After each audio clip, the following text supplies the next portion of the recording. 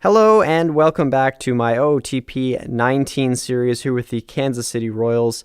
As you can see, we are still in March. I was hoping to sim ahead to the first-year player draft, but we have a bit of an issue, which is that if we look at the team salary, it says that we have no money for free agents, but as I saw when I was trying to sign a free agent, what that actually means is we have negative $13.5 million. So we need to free up some salary room. And as I mentioned in the last episode, really the one place where we can do that is Danny Duffy, because no one's going to want Alex Gordon and his declining bat, and no one's really going to want Ian Kennedy because he had a 5.38 ERA last year. So we're going to have to try and trade Danny Duffy, which is a bit disappointing because I didn't want to completely tank this year. But we're going to have to shop him around and try to get his $14 million off the books. All right, so generally when it comes to trades, you just kind of want to look for a team that's showing interest. So you can see the Cubs are offering some people. The Rockies are offering some people. Let's see as we go through here. Looks like the Dodgers might want to give someone up. Think I like the Blue Jays offers the most, so we're just going to talk a little bit more with them. All right, so I think this is the deal that we are going to end up settling on. It's going to be sending Danny Duffy to the Toronto Blue Jays. We're going to get 3 prospects in return. These are 3 people that the Blue Jays seem keen on giving up. They've definitely been better in previous versions of the game, I think. But Reese McGuire, he's someone that we actually got in the Seattle Mariners franchise, and he retired to play football, I think.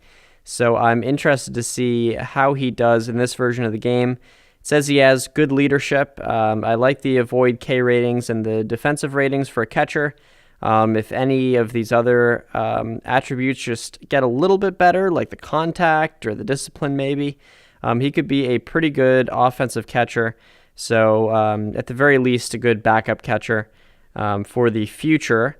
We are also going to be getting Sean Reed-Foley. The name sounds familiar to me. I don't really know what from, whether it's from real life or OOTP, but yeah, I mean, his stuff doesn't look great, but he's got 4+ pitches, good stamina. I think he could be, you know, some sort of piece to a puzzle, even if he's just sort of a 4A guy. And then also Rowdy Tellez, who is someone who has been good in previous versions of the game. I don't know about this year. As we take a look at his numbers, he just kind of seems like an okay hitting first baseman, which is just, I mean, first baseman you're supposed to hit. That's kind of your job. So as I look at any of these 3 prospects, my ceiling on any 3 of them isn't that high, but I think all 3 of them, could be okay. And we get the Danny Duffy salary off the books, and we get something in return. We get 3 people in return, and they're all, none of them are nothing. So we are going to complete this trade. So we get some money free, which means if someone goes on the waiver wire, now we see that we have $1.5 million left to spend. Now, the other guy that I was thinking about potentially shopping around, not Salvador Perez because he's still injured for a while, but he's maybe a trading deadline, guy that we could trade. But the other guy I was thinking about is Jorge Soler. He's not being paid too much, but it is over multiple years. And considering we have Bonifacio on the team, he's actually suspended, I think Bonifacio is. But, that's another right fielder. I don't really see why we would need Jorge Soler. And, he's kind of a classic home run hitter and walk guy. But I just look at his numbers, and they don't really jump out at me. I'd like to try to get him off the books. Wow, actually a lot of power there in AAA last year. But anyway, I'm going to shop him around and just at least see if there's any interest in him. All right, so it's actually only the Blue Jays who showed any interest in Soler. So I think we're going to do this. It's kind of just a salary dump. We're trading Soler and this other guy, Mateus, who, doesn't look that great to me. He's pretty good defensively, but these are just not major league offensive numbers, so I don't mind giving him up, and then we just get some no-name closer who I don't think will ever be in the big leagues, but I just don't really want to pay Soler $4 million over the next couple of years, and the Blue Jays want to pick up his contract, so quite frankly, that sounds fine to me. So as we complete that deal, really 2 trades with the Blue Jays back to back, now we've got at least some money to deal with, and that's really all we need. I just want to be able to, during these first couple months, be able to look at the waiver wire, and if there's someone there who I want, be able to claim them. That's really all I'm kind of asking for. All right, so we have simmed ahead a bit. It is June 4th and the first year player draft, but before we get into that, I just wanted to take a look at the standings as they are right now. We were actually above 500 for a decent amount of time, and now we've fallen to 28 and 30, but I think certainly still above any expectations that we had. But yeah, as we take a look, you can see the Twins are actually ahead of the Indians, which is quite a surprise. If we look at some of our player statistics here, you can see that, Jason Hamill and Ian Kennedy, not as good as I guess we would have hoped. Jake Junis is doing okay, though, and Brian Johnson, we had claimed him off of waivers from the Red Sox. He actually has an ERA of 3.16 since coming over in 11 starts, so that is pretty nice to see. You can see that ERA plus well over 100, so he has been a significantly above average pitcher thus far. Kelvin Herrera and a lot of the bullpen not doing too well, but some guys like Marr not doing too badly. If we take a look at our offense and sort it by WAR here, you can see that Whit Merrifield really leading the way here 1/3 of the way into the season. He is hitting .320 so far. We've also got Alex Gordon back on track, at least so far. He's slugging .450, so that is great to see. He's actually an above-average offensive hitter, and of course that defense still there for Alex Gordon, so he's had a nice start. Wilmer Flores, we had picked him up off of waivers. He is currently playing shortstop for us. We got Salvador Perez back. He's been doing just fine in his time back, but it is time for the all-important first-year player draft. You can see we have a number of picks here in the first round. We've got 3 supplemental picks. So one of these is Hosmer. I assume one of them is Lorenzo Cain. I'm not sure about the third one. But yeah, we've got the 18th overall pick, even though we had an 80 and 82 record in 2017. So a little unlucky there, but we do have 4 picks to choose from. And so let's just skip ahead until we have our draft pick here. I did notice in this year's version of the game, the potential and overall stars are a little bit wonky. So even good players kind of have low star ratings. So I think in this year's version of the game and also the draft, we're going to be sorting in terms of ratings rather than the star potential. And we're at least going to go with that for now and see how that works. So for our first pick here, I might end up going with this Vinny Toasty. I really like the head scout ratings. You can see 75 contact, 55 avoid K rating, and to go along with that, great speed and good corner defense. I assume he can play center field. I mean, he's listed as a center fielder. He doesn't have a position rating in center field, but I can see the range and everything. He could definitely be a decent center fielder.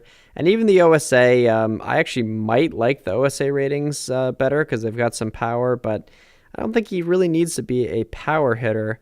Our scout recommended going with this Nick Hansen guy, but I kind of just see a power hitting first baseman. And while yes, that power is impressive, you can see the OSA ratings. Really not a big fan of him at all. I did take a look at the pitchers. There is one pitcher. In fact, if we can just scroll to him, if we sort by position here, let's just take a look at the starters. I did like this guy, Lenny Torres, but I'm thinking he might fall. I don't really think the OSA is that high on him, and I think he might fall to a later pick. So again, we're going to go with Vinny Toasty for our 18th overall pick. So for our second pick here, the scouting director still wants to go with Nick Hansen. I'm thinking that we might actually do that this time. There's really no pitchers available. That other guy that we were looking at who was a pitcher is no longer available. But if we look at batting potential here, sort by power, I think it's clear that Nick Hansen is kind of in a league by himself with the bat. But I do like the look of this Max Marusek. I think I'm going to try and pick him up soon. Obviously, the OSA not as high on him, but I really like the looks of these ratings. So I hope that he falls. We've got a couple picks right in a row here. So I think we're going to grab Nick Hansen and keep a close eye. I really hope that that Marusek falls. He does fall. So now with the 33rd pick, I think we can comfortably go with him. But let's see who the scouting director recommends. He wants us to pick, William English. I do kind of like the look of him. He can be a right fielder as well. He's just kind of a good all-around player. So I do like that, but I kind of want to trust my gut and go with Marusek here. He can play a lot of different positions.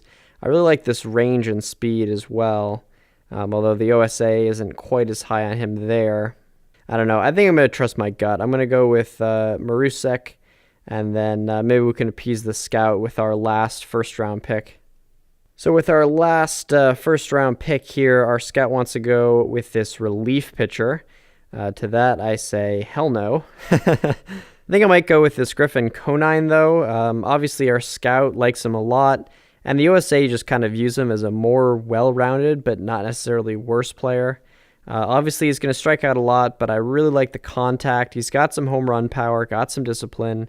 He runs pretty well and can play good defense. So I think overall, I kind of like the way that Griffin Conine looks. So we're going to go with him. So here in the second round, I'm kind of wondering if we should draft a pitcher. It's kind of silly maybe to just draft a pitcher for the sake of drafting a pitcher. But I do see two guys who I at least like the ratings of. First is this Luke Schilling. I just think overall, he's got 3+ pitches. He's not a fly ball pitcher at the very least, and he's got some good stuff and okay movement and control. Then the other guy, too, is this Lucas Krull. Now, it does say that he's kind of a future bullpen or emergency starter, but he's got enough stamina, and again, really good curveball, and enough stuff and control to kind of probably get through to be a decent enough talent. And I don't really see anyone on the hitting side anymore here in the second round. Our scout is kind of recommending this Deacon Lepute, but he just, I don't really see him as a major league bat with that contact, to be honest, and he's just a second baseman anyway.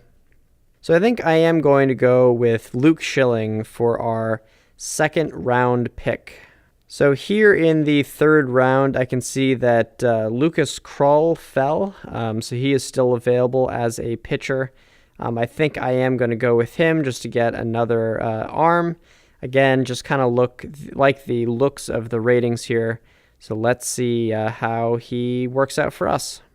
Now in the fourth round, I'm really just going to be looking for certain skills. So for instance, with this Kingston Liniak, I do like the contact that's here and the discipline, the avoid K. Got some speed. I don't really know that he's a center fielder, but yeah, well, maybe he is. Maybe he is. And, the OSA ratings, they don't love him, but still similar skills and everything. So I think that he could end up, being some sort of a talent. Where did he go? Hold on. Okay.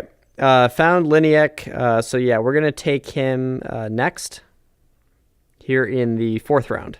Now here in the fifth round, I do like the look of this guy, Carlos Cortez. Good contact, gap power, void K ratings.